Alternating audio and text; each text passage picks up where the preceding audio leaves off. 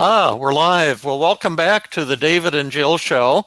And we've had a little bit of a hiatus, and we're going to be continuing on a once a month schedule from now on. It'll be the first Sunday in every month for the David and Jill Facebook show. We have Jay-Z says hello Jay-Z, one listener so far, and now we have two. Maria Tosto. Hi, David. It's a pleasure to see you again. A pleasure to see you too. Now we have TJ Lucian and various people are jumping on board. And Lisa, hi, Lisa. And I hope you got my email with a link to my website workshop schedule. At the end of the show, we'll mention some exciting workshops coming up. But today we're going to have a full day of, or full hour, I should say, of question and answer. We've prepared a couple of questions to get you warmed up, but feel free to type in questions about anything at all during the show, because we'd like to make this, unlike our previous shows,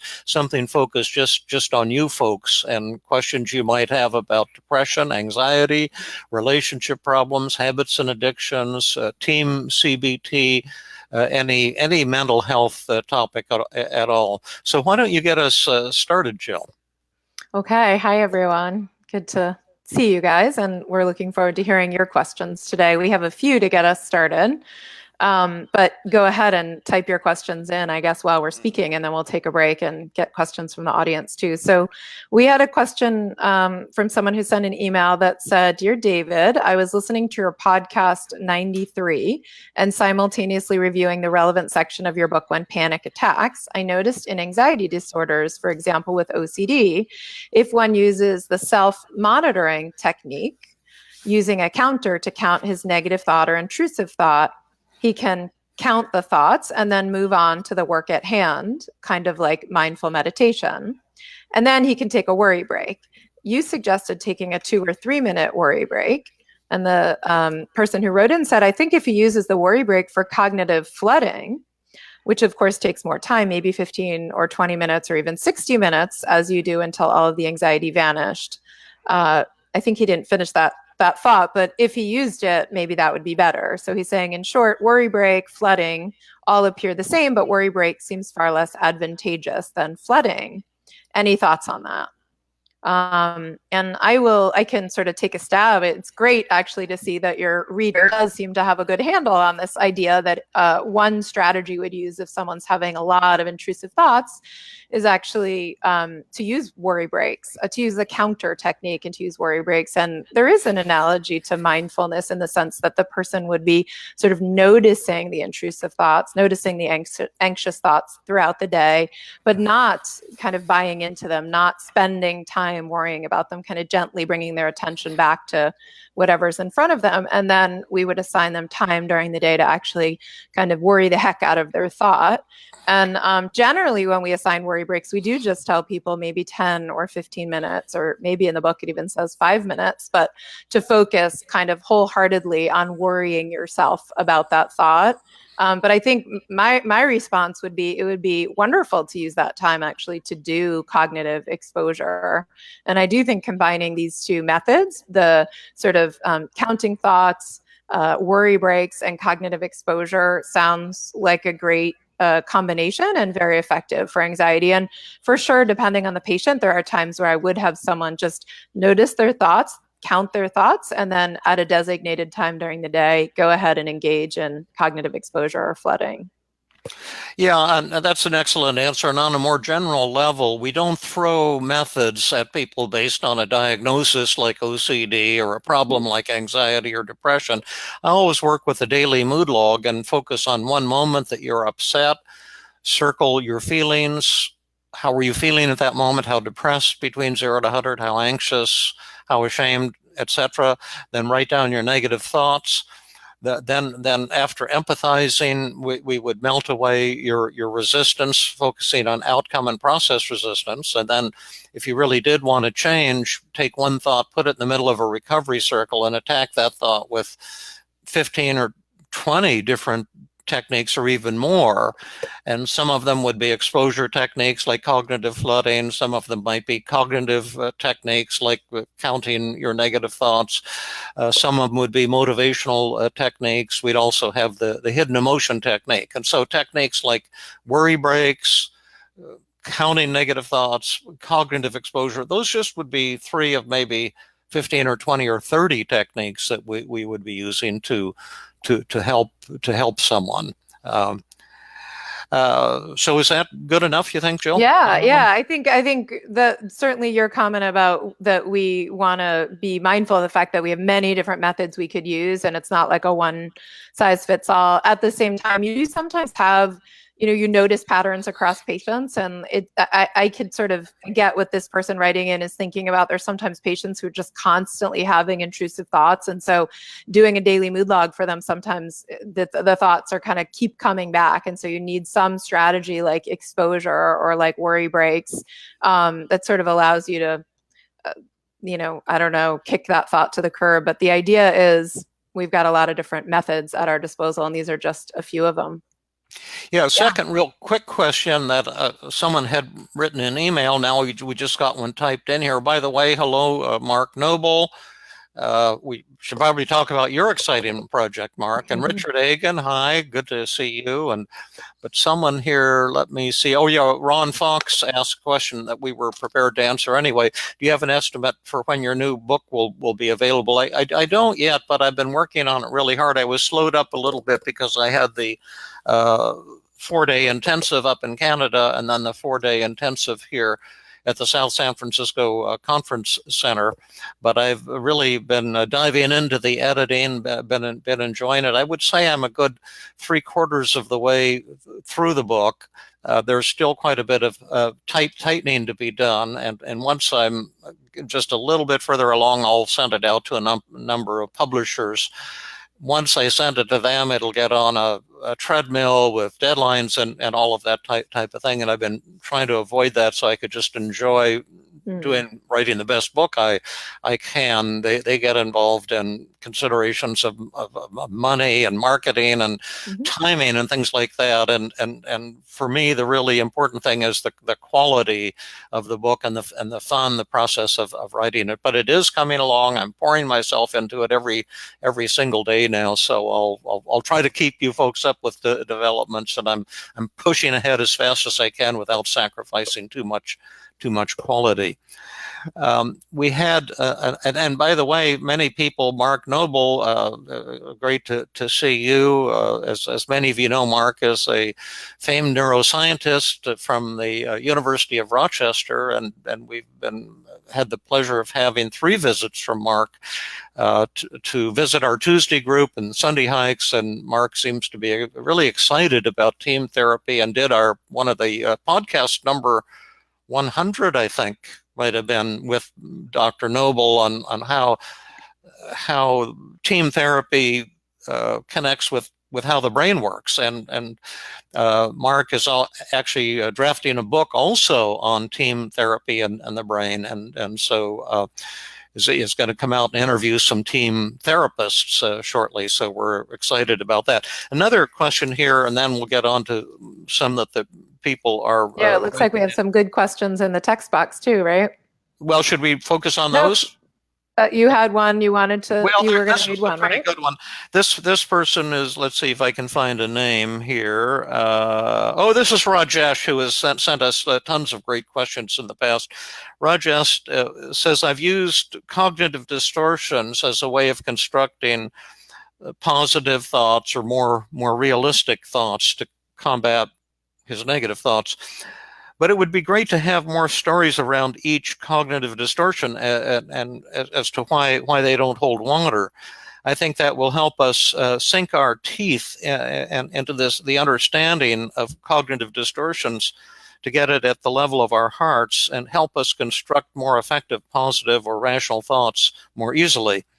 Sorry if you've already covered this in your books, and I may not recall. Well, you can certainly cover that in all of my books, starting with Feeling Good, the New Mood Therapy. Chapter 3 is on the cognitive distortions, but we can touch base on a few of them right now, because I think it's good to remind ourselves why we call these cognitive distortions. And the first one is all or nothing thinking. There's all or nothing thinking, overgeneralization, mental filter, discounting the positive, jumping to conclusions, magnification and minimization, labeling, emotional reasoning, should statements, and self-blame.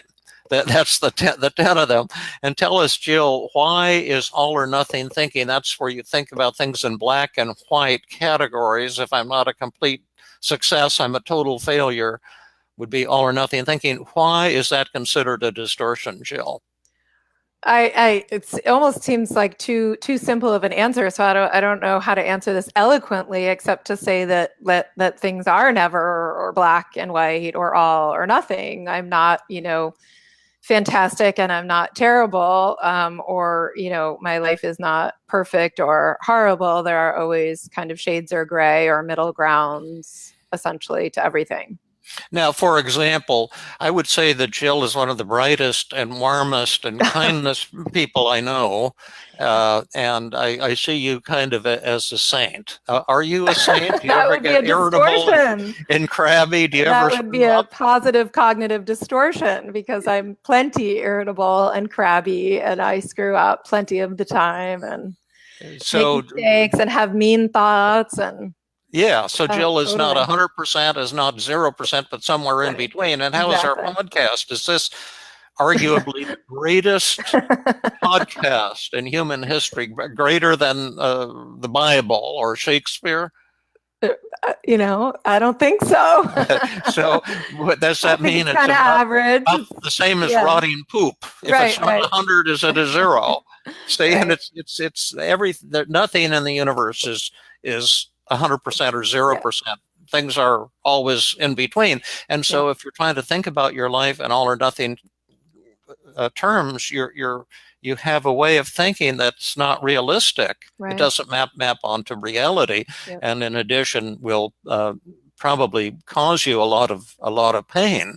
The goal is to relieve suffering and not to promote some correct way for everyone to think. Well, how about overgeneralization? And then we'll just do 2 or 3 of these and then go on to the questions from the people here.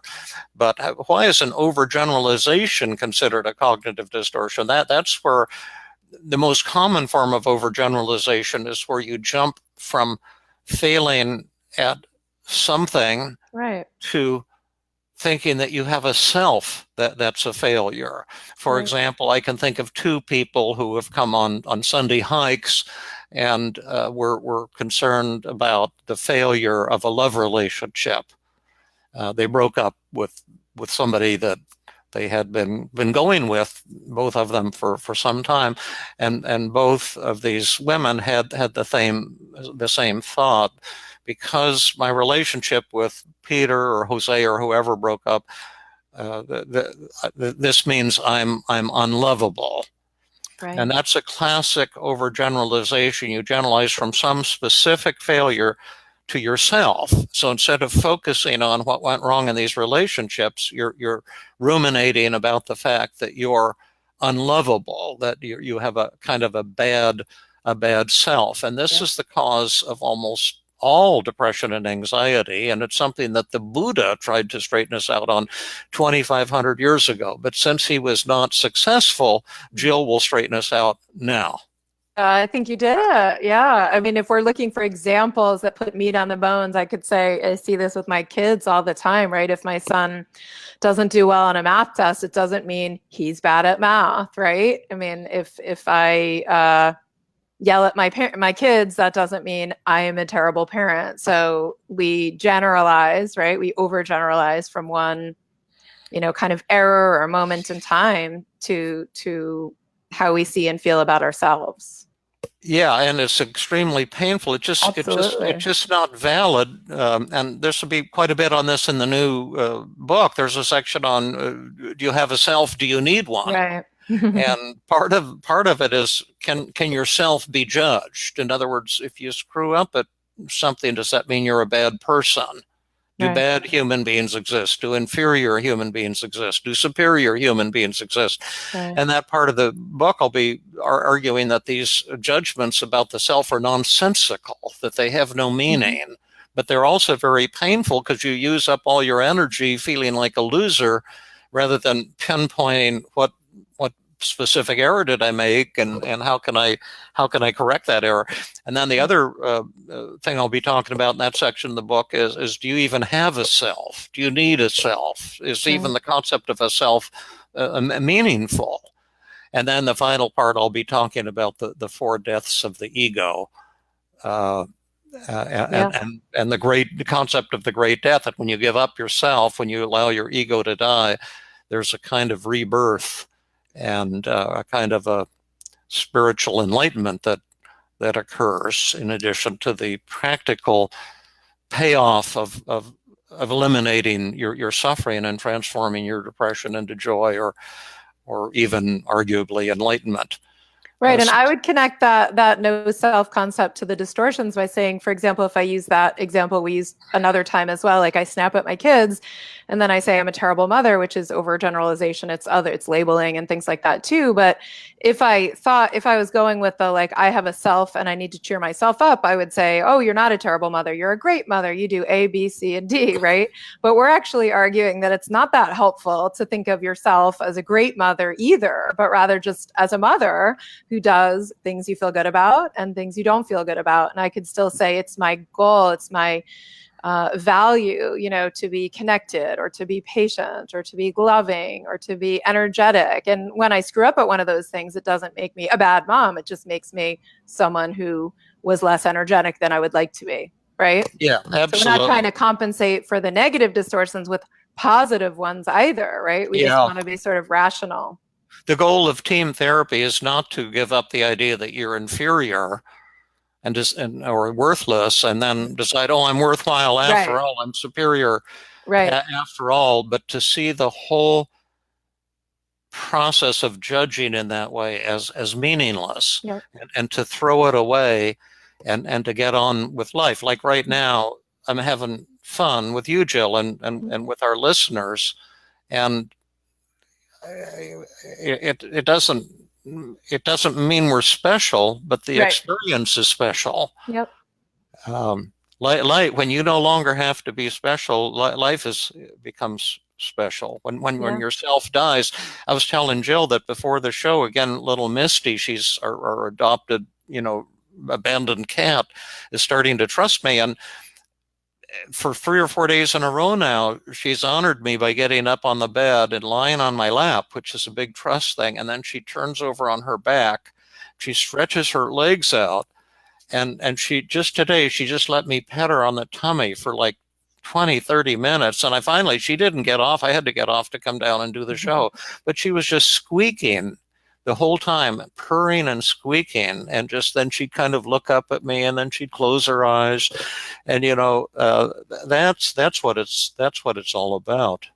But if you don't understand, David and I can talk about cats all day. Yeah. Well, anyway, let's get on. And finally, like, we won't go on to the other distortions, but like the shoulds, we had our shouldy shows. That's right. 2 of them, and they're recorded on my Feeling Good Facebook page, and you can go and listen to those if you want to find out why shoulds are distortions and how to crush should statements. So, but I'll have more on this. One thing I was going to say, no, just that question that was brought up by the therapist, I think, or maybe it wasn't a therapist, but it brings up a great point, which is when you are teaching, if you are a therapist and you're identifying cognitive distortions with a patient, first of all, we always will show the sheet to the patient, and then we'll ask the patient who has a particular specific negative thought, like I'm a terrible mother, to tell us why that thought is distorted. And in that, you are kind of putting meat on the bones. You're bringing the distortions to life because you're having your patient actually explain, what is all or nothing thinking, or what is overgeneralization in the context of their own thought. So we're never just kind of vaguely, generally teaching people about the concept of distortions, but rather showing how one particular thought, holds different distortions in it.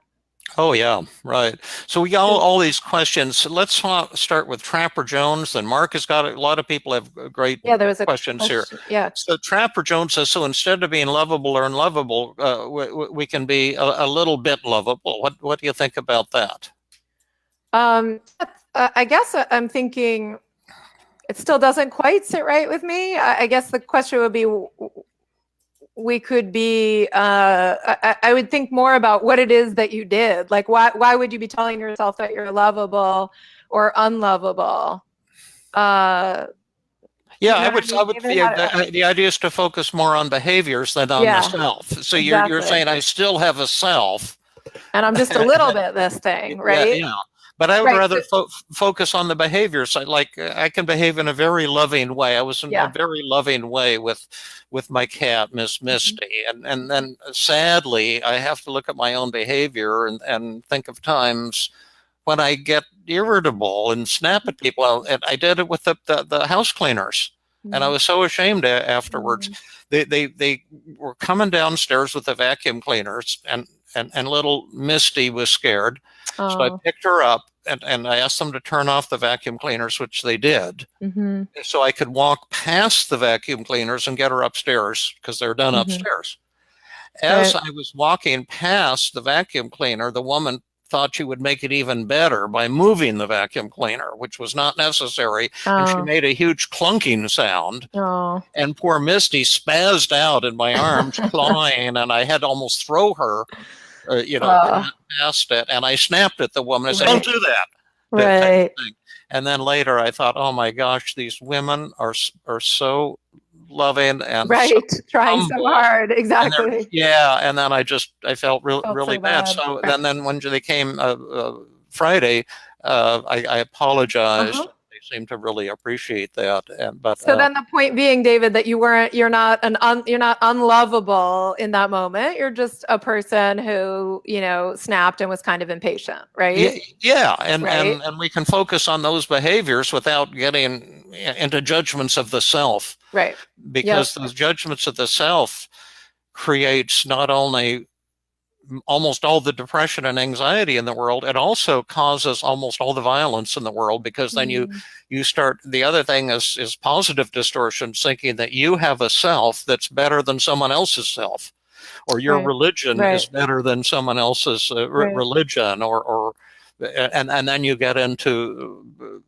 feeling hatred toward groups and religions and immigrants, or this group or Mhm. that or that group, and so it's that thinking about a lot of the suffering in the world, thinks that we have these selves that can be judged and measured, and Right. We even know, for example, if, I don't know, you see someone in the grocery store who's kind of grumpy, you might say, oh, that person is a grouch, right? Which is a yeah, thing. Now, in fact, if yeah, you stop for a moment and ask them a question about, the soy milk in their cart, or complimented them and said, that's a lovely shirt, they might actually be incredibly friendly to you. And yeah, so, again, the labeling doesn't work when we do it on ourselves, and it doesn't work when we do it towards others either. That person that's grouchy at Starbucks, I bet if you took time and were kindly and used some stroking, you'd probably turn that around and they'd become a friend of yours, right? yeah, absolutely, Yeah. There was also a absolutely. question, David, from a listener even before that one, Jay Z, who asked, is there a podcast on tackling highway driving anxiety? I've heard the example you give about the woman who was afraid to drive over bridges, but I'm having trouble using that example to help me get past my fear of the highway. Mm-hmm. And I was just going to say, I mean, we could give a brief answer to that, Jay Z, which is, I mean, I think if generally you do some reading in When Panic Attacks, David's book on anxiety, you'll see there's the cognitive model. So you would want to be identifying what your anxious thoughts are and using a daily mood and actually challenging your fears. Are you afraid you're going to lose control? Are you afraid you're going to cause an accident?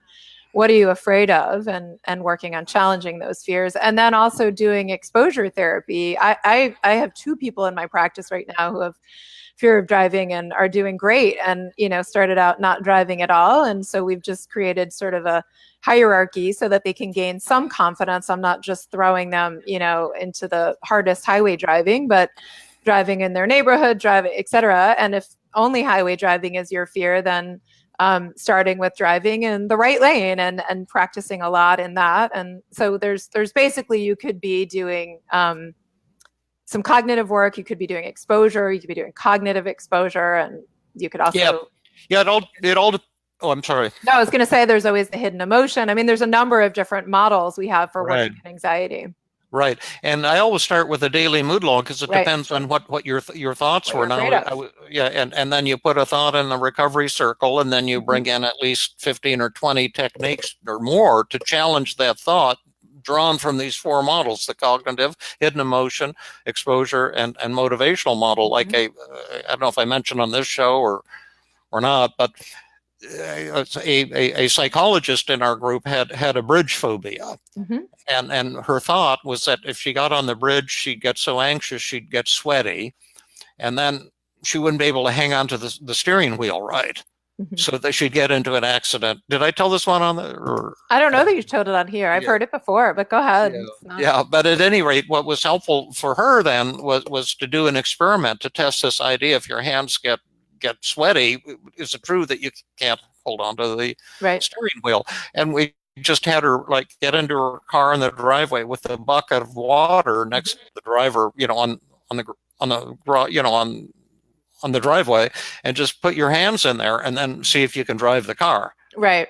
And hang on to the steering wheel. And she was shocked to discover that it was just fine. Steering Right. wheels are designed not to be slippery. So that Right. would be the cognitive model. And then Yeah. the exposure model would be cognitive flooding. You could fantasize being on the bridge and getting in an accident, make it as bad as possible in your mind.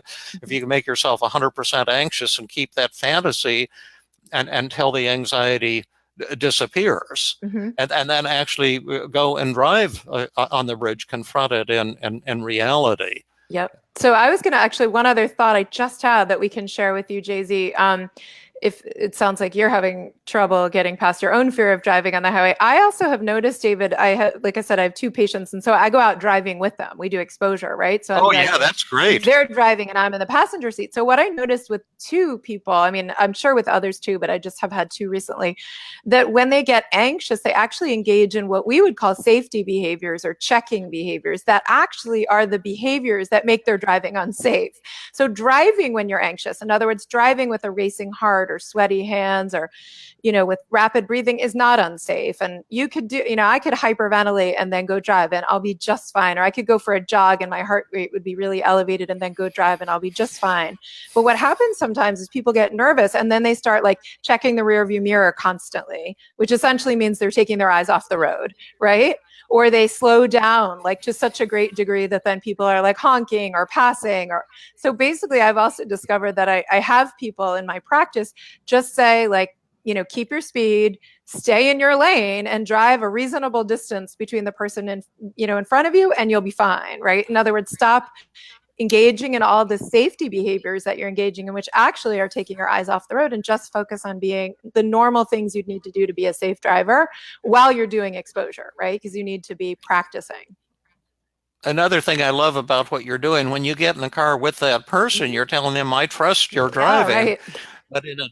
But in addition, the warmth of the therapeutic relationship, I think, really helps people with fears to confront their fear, to get out there and do it with them. Because I've had so many fears myself, and when there was somebody there with me to help me confront my fear of heights or fear of blood or whatever it was, it seemed to bring a certain magic, and suddenly the fear disappeared. Yeah. How about Maria Way? Question, a real quick, easy one. I love your book. Tell me more. We'll just focus Thank on you that. for that. Very kind of you, Maria. And by the way, you should be reading, the Feeling Good or When Panic Attacks or Feeling Good Together, depending on if you're depressed or anxious or have relationship problems. If you want to magnify what you learn in the Feeling Good podcast or a Sunday broadcast, it will really accelerate your learning. But she says, I love your book. How do I stop feeling guilty about a real should? My doctor is treating me for a health condition, told me to follow her special diet. I find that when I follow it perfectly, my condition gets better, but if I slip up, it gets worse. Is this a valid should? Well, this is a practical thing here. You see, if it's effective for you to say, I should follow this diet, then you don't have a problem and you're following the diet and everything is fine. The danger is that when you use a should, it sounds like you're scolding yourself. And whereas you could just as easily tell yourself that it's really to my advantage to follow this special diet, maybe list all the advantages of doing that to kind of hypnotize yourself into wanting to do it. But I had a physician early in my practice who was trying to lose weight, and she dieted perfectly for 3 days, a very minimal diet, and then the fourth day she was getting nervous about some test she had to take for her license or some such thing, and so she went and saw this half-gallon of her favorite ice cream in the freezer, and just said, "Well, I'll just take 1 spoonful." And she ate it, and then she told herself, "Oh, I've blown my diet completely. I should not have done that." And then the should statement made her feel so guilty. She ate about a half of an entire half gallon of ice cream. That's the danger with the should statements. They make you feel guilty and frustrated, and may trigger more self-defeating. Right. But to say it's in my best interest to follow this diet, it's advantageous to follow this diet, those things are totally true, right? Yeah, absolutely. Let's see now. What's the next one? I think Mark has some good questions here. There's a bunch of questions. Do you see Mark Nobles? Yeah, there was one more beneath that about anxiety that I wanted Okay. that seemed like it went with. Oh, there's a Maria Matalena Tosto said, "Can you help people with social anxiety and these thoughts? Quote, I should go out and expose myself in order to overcome my shyness. Quote, I should do some shame attacking exercises. I feel guilty and sad after I go out and cannot do any of these things because my anxiety is too high." That brings me to something that this fellow whose name slips my mind has sent me about 20 emails from Australia. He started a big shame attacking group in Australia. It's become very popular. It's 300 members. Cool. And they go out doing shame attacking exercises. And then some woman in New York started one in New York, and these things are popping up all over. And Fabrice, the host of the Feeling Good podcast, who we publish together every Monday, says that he wants to start a worldwide movement. That would be amazing. Of shame attacking groups. So, and I have a list of like 100 shame attacking exercises the fellow from Australia sent me. A lot of them were ones I think he got from my workshops. But yes, I think doing it in groups can be very, very, very helpful. Yeah, I think I'm trying to understand the nature of the question. I'm not sure I totally get it, but I think this is something about process resistance, right? Because she's saying, the person is telling myself, I should go out and expose myself. I should do shame attacking, but I can't because my anxiety is too high. Yeah, and it's not true that you can't. Right. I just want to say, because I think this is so funny. Well, to say I can't do shame attacking because my anxiety is too high is like saying I can't take a shower because I'm too dirty. Yeah. Right. I mean, like I saw this sign on a yoga studio that said like saying I can't do yoga because I'm too inflexible is like saying I can't take a shower because I'm too dirty. Because of course, being extremely anxious in social situations would mean that you should, or it would be ideal then if you would do shame attacking exercises, right? That's exactly who it's for. Absolutely. People with anxiety, right? It might be the case that it's scary to do it, but the concept that you couldn't do it because you feel so scared, kind of in some ways doesn't make sense to us. But you certainly, I mean, if you're trying to help such people, you certainly could come up with some exposure exercises that are a bit easier to help the person to gain their confidence and then switch to shame attacking exercises. Yeah. And 2 quick comments. Again, I don't throw techniques at people based on a diagnosis, but rather work systematically with the daily mood log, and we've got all these 4 models of treatment. And if you read my book, When Panic Attacks, you'll find 40 techniques that can be helpful for any kind of anxiety, including social anxiety. Or my book, Intimate Connections, might be helpful as well. But when we do a lot of shame attacking exercises on the Sunday hikes, and I find that I have to really push the person, because the person's always saying, "Oh, I can't do that." Right. And then I just force them to do it. Like for example, a woman. I'll just make it kind of vague, because I don't want to betray confidential information. But she mentioned on the hike very troubling experiences she'd had as a child that she'd been kind of hiding. And so I had her express her feelings, and that helped her a lot. And then the issue came up, what would you think about sharing this with other people? And then she said, "Oh, no, I couldn't do that." And so I said, "Well, I think you can." And then there was a couple that we came upon, and I said, "Could we stop you for a minute? This young lady wants to tell you something." And so she really told her story, which she probably would have avoided on her own. Yeah. Which was about racial discrimination and stuff like that. And then it turned out that this couple were from a different country, and they were working with people in impoverished areas in the United States, working with immigrants and people. And she had just this fantastic connection with them. So sometimes, if in a therapeutic situation, I find I usually have to push my patients. And that's why you need to be getting perfect empathy scores to know that the person trusts you. Yeah, and to make sure outside, in the moment, sometimes you have to push a bit, but outside the moment, you also have to make sure that you have the patient's buy-in and consent and their desire to use these methods. It occurs to me as I keep reading this question from Maria, I think she's talking about herself. She's saying, "Can you help me with this? Because I feel guilty and sad after I go out not having done these exercises." And so we could also say, Maria, if you're an individual struggling with this, try and find a wingman or a wingwoman, find a friend who's kind of, fun and outrageous, who'd be willing to go out with you and kind of encourage you. Because even again, when I go outside of session with my patients and do shame attacking, I will never ask them to do something I wouldn't do, right? And so if we're going to go do jumping jacks in front of a fancy restaurant, I'll do the jumping jacks first, and I'm dressed in work attire, so it might be helpful to get a friend and do it with them, right? Absolutely. And also then, if you're feeling ashamed and self-critical, do a daily mood log, write down your negative thoughts, then say, would I say things like this to a dear friend?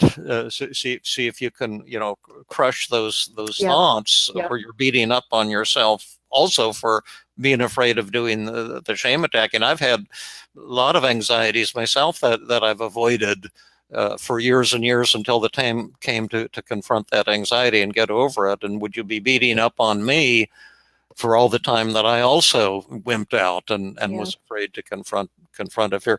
TJ Lucian has a great question. You all do, by the way. What do you think about personalities? This is a quick question. Is it a thing? If someone says, I tend to get depressed, that's just my personality, is there any truth in that? Is it just a cop-out?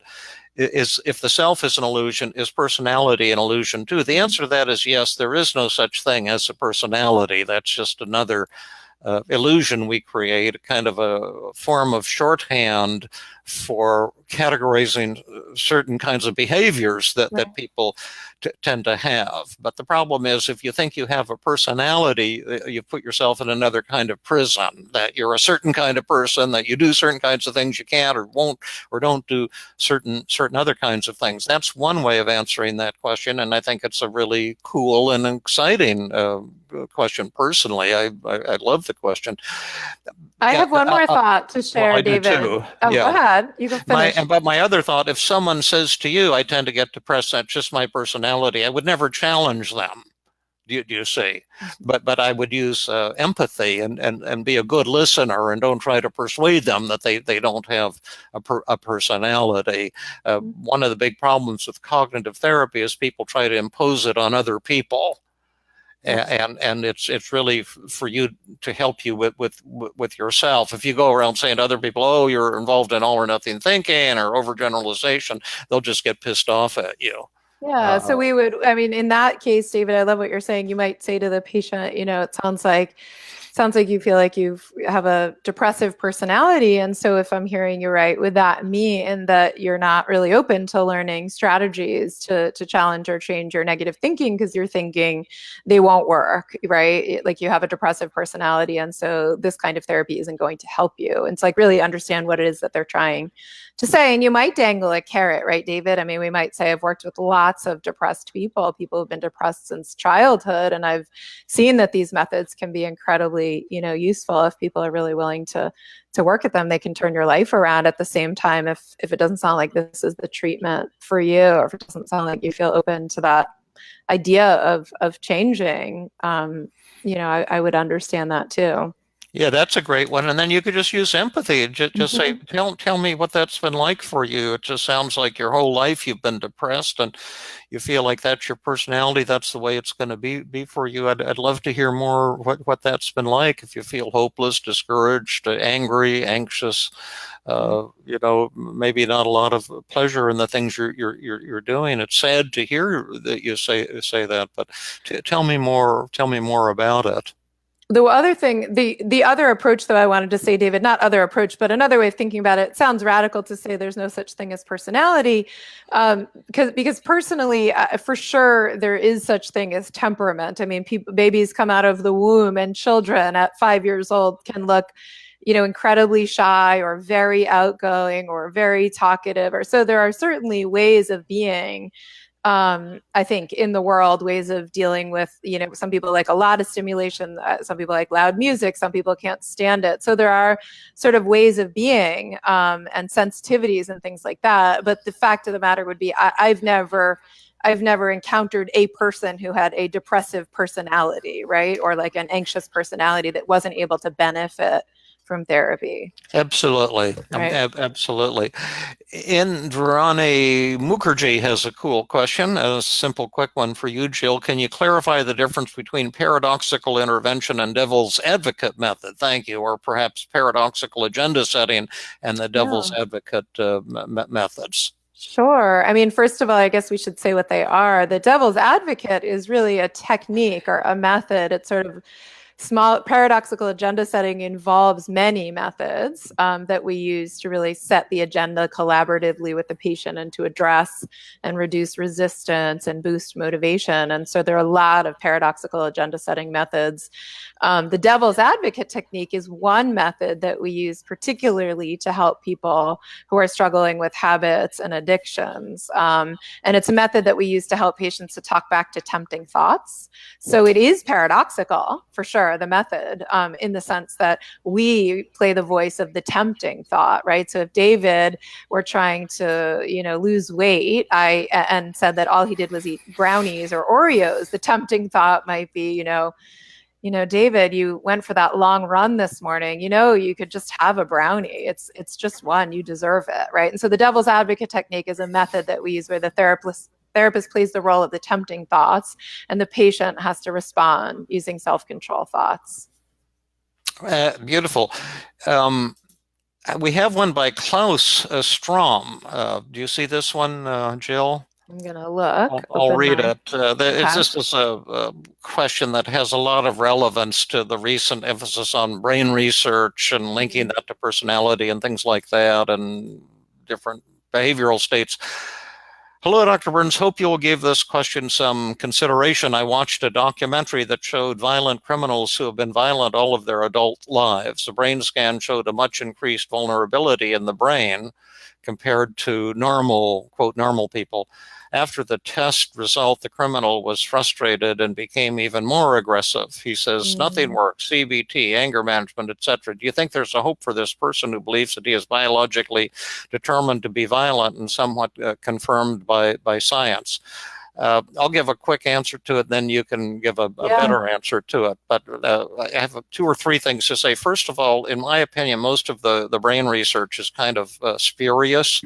It's not up to a high scientific standard. People show some brain scans and then make all kinds of interpretations, which perhaps are not necessarily justified based on scientific rigor. I think we're just beginning to learn how the brain works.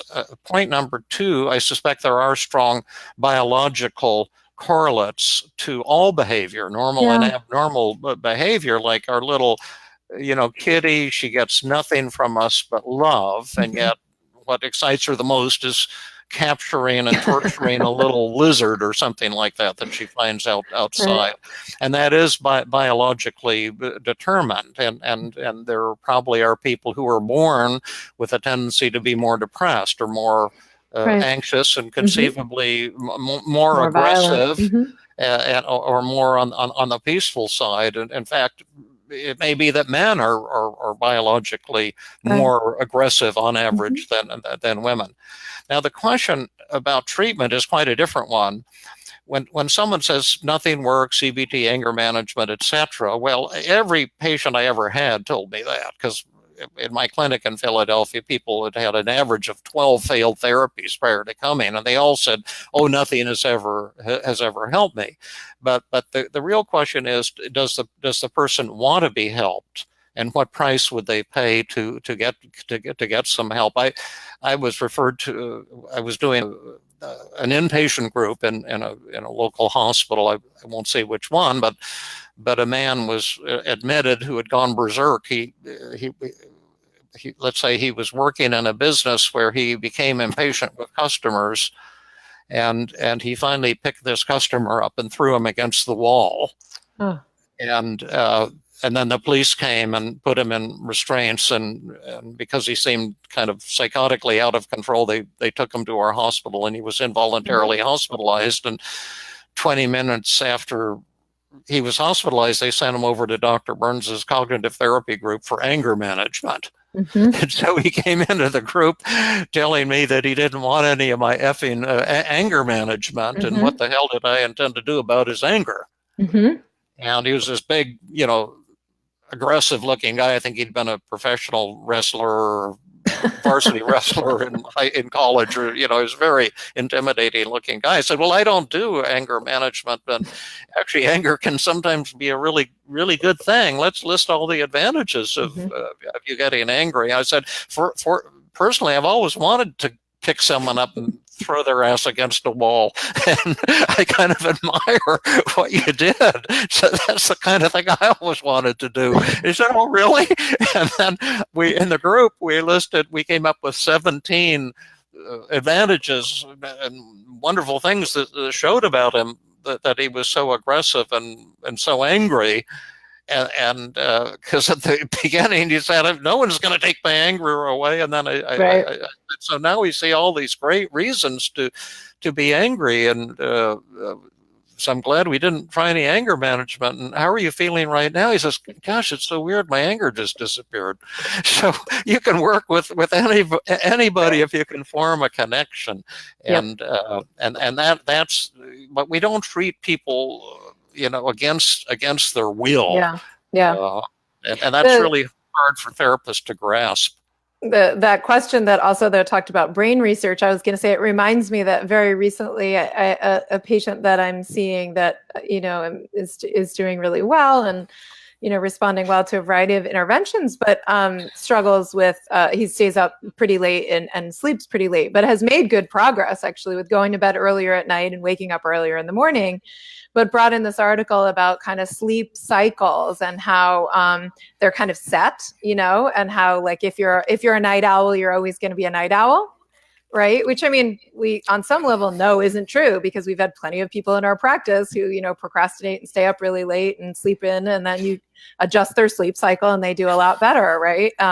But then there was this, research on how, sleep cycle is fixed and you can't alter it, which is very demoralizing for someone, right? Or very validating. See, I really can't switch my sleep cycle, so I might as well just stay up late and sleep late.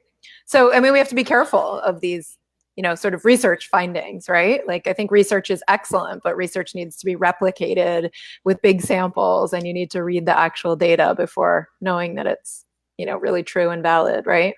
Yeah, yeah. People always email me. One fellow colleague named Pat and says, "What do you think of this article? What do you think of that Mhm. article?"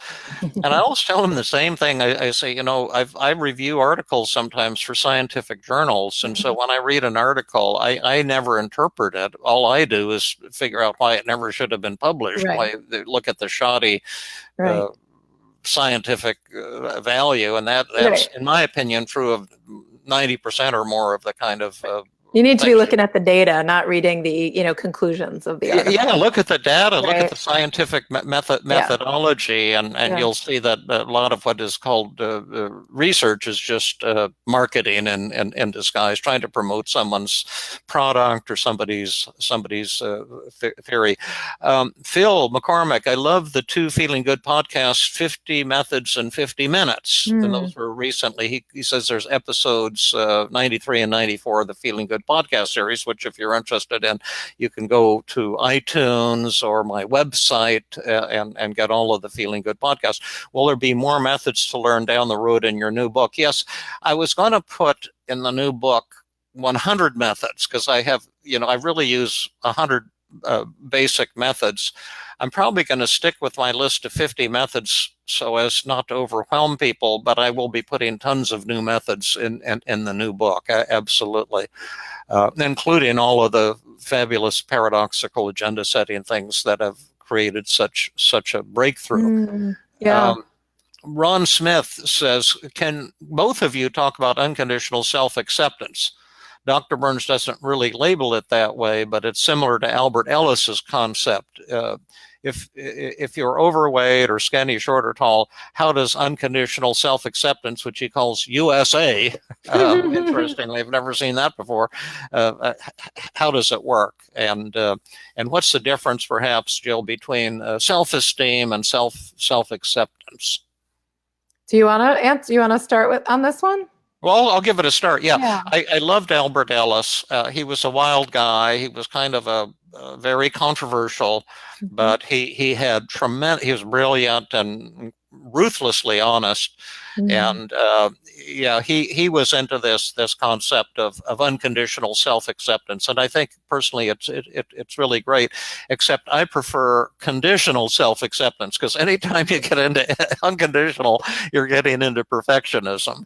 So once you've got unconditional Mm. self-acceptance, you can move to the next level, which is conditional self-acceptance, and then you can move to the next level, which is stroking your cat's tummy and throw all the shit out the window and start talking about it, the self and being good enough. But the acceptance, what I call the acceptance paradox, has been really helpful to me personally, to give up the idea of becoming special and to accept the fact that we're flawed and that we're gonna be screwing up and give up all these demands we put on ourselves to be special or to be perfect or to be better than we think we are. There's a kind of peacefulness, a kind of joy that comes from self-acceptance, but it's very difficult. People for thousands of years have fought against self-acceptance because it sounds negative to people. See,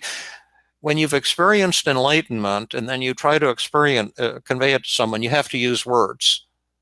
And then people will misinterpret your words. We just got some crushingly critical comment from some woman who when I was trying to talk about the death of the ego and she was berating me. We'll talk about this on the podcast because it means that somehow people are supposed to be put down or let themselves be hurt by other people. She didn't get it. Oh, right. Sure. It's hard to grasp. Yeah. Yeah. But I wrote a book called 10 Days to Self-Esteem or 10 Steps to Self-Esteem. And the whole point of the book is to show you how to develop unconditional self-esteem. Mm. And then once you've developed it, throw it away as fast as possible. Right. Get rid of it because it's just another pain in the ass. Once you've got it, you realize you never wanted it or needed it in the first place. Yeah, I realize that it's a little bit hard for me even to, it's hard to answer the question because in a way I don't think of myself as trying to help someone to develop unconditional self-acceptance. It's more like, so tell me how you're not accepting yourself. Like, what are the negative thoughts that you're having that are driving somehow these awful feelings? I'm not convinced that you must think this way or feel this way all the time about yourself. Again, that sounds kind of extreme. I'm not sure I even know what it means, but I know that if you're suffering, if you would be willing to share with me, what are the thoughts that are driving your suffering? What are the feelings that are coming up for you? What are the behaviors? I'm sure I could help you to challenge and change those to actually feel happier, right? But I just don't really know what that means to impart, self-acceptance or self-love. But again, if you tell me about moments in time where you're not being self-loving, well, then I'm sure we could figure out kind of how to fix things. Yeah, and what I like about what you're saying right now, Jill, it's the difference between humility and narcissism. What is the role of the therapist? And I think we see ourselves, or I see myself as a plumber. Got a broken toilet, call me and I'll be glad to come by and fix it or show you how to fix it. Right. But I'm not evangelizing from house to house for copper piping or something like that.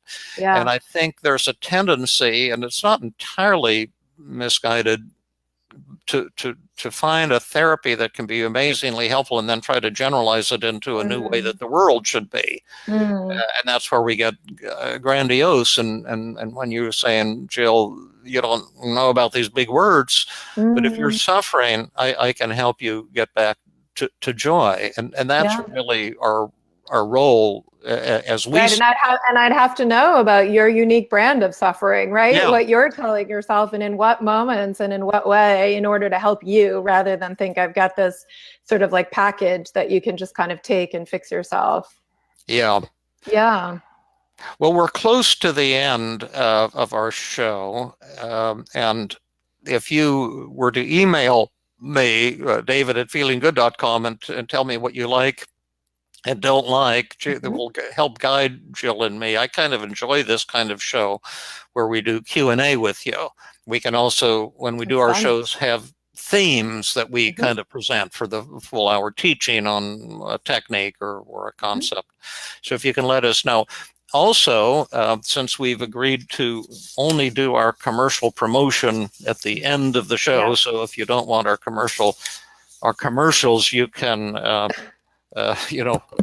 turn the show off and discuss right now, but I'll have one and then Jill will have one. But Jill and I are teaching together on Sunday, October 28th, a full-day workshop for therapists on the interpersonal model, and you can join online or you can come in person. It'll be in Palo Alto, but the majority of people will be joining online, and there will be leaders online with breakout groups, so you can practice. Even if you do the online version, you'll be practicing the same way the people who come live will be practicing. That's Sunday, October 28th from 9 to 4 p.m. And you can register for that at the Feeling Good Institute.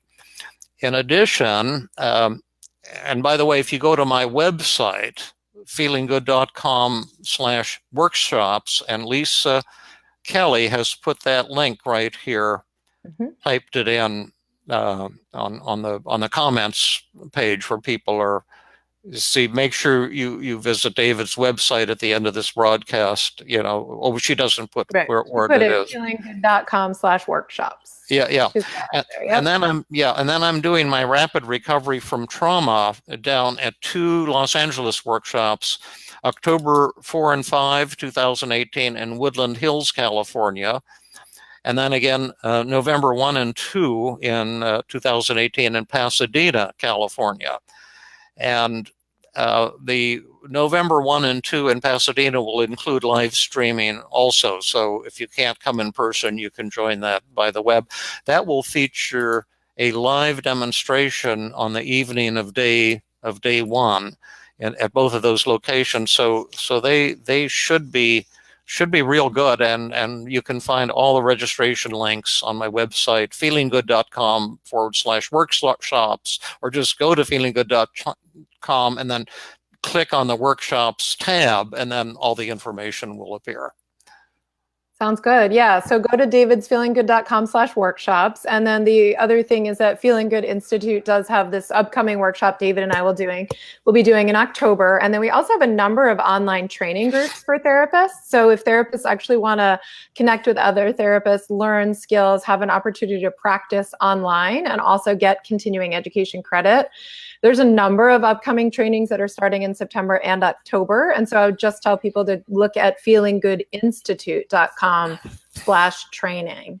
So it's David's website, that's feelinggood.com, and then it's Feeling Good Institute is feelinggoodinstitute.com/training. Yeah, and if you're interested in the online training, it's particularly for therapists, but I suppose some kind of quasi-therapists can sneak in from time to time. But the three of the superb trainers they have is Jill Levitt, and I hear nothing but rave comments about your 12-week online training classes or 6 weeks, whatever they are.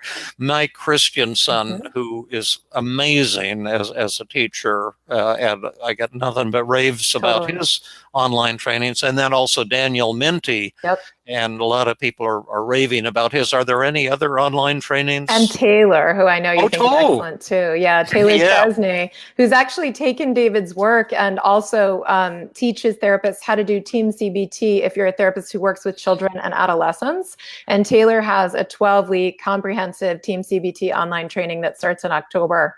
Again, it's on the Feeling Good Institute website. Yeah, Taylor's incredible, and we're going to feature her on a upcoming Feeling Good podcast too, so you'll have a chance to get a little preview of her wonderful skill and warmth and personality. So I think that's about it. It's 3:59, so we won't keep people over. Is there any other loose ends here, Lisa? Or I think that's it. Let's just hear from, send emails to David and let us know what you'd like to hear about, and we'll see you all in a month. Oh, I see. We got a rating here from Jay Z, gave us a 10 on his rating scale that goes from 0 to 1,000. Thank you, Jay. And we forgot to do our poll at some point. I want to find out who all of you are. Yeah. Well, Ron gave us a 10 too. Thank you for that. Phil gave us a 9. I think that's good.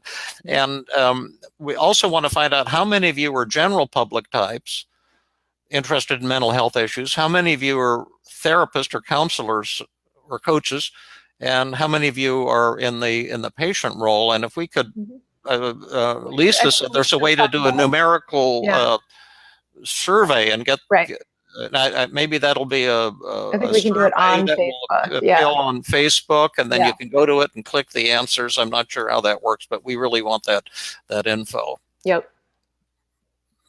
Maria gave us a. Looks like 100,000. No, 1 million. Oh, 1 million. Okay, I'm off of 0. On the 0 to 1,000. Well, that compensates for Phil's 9.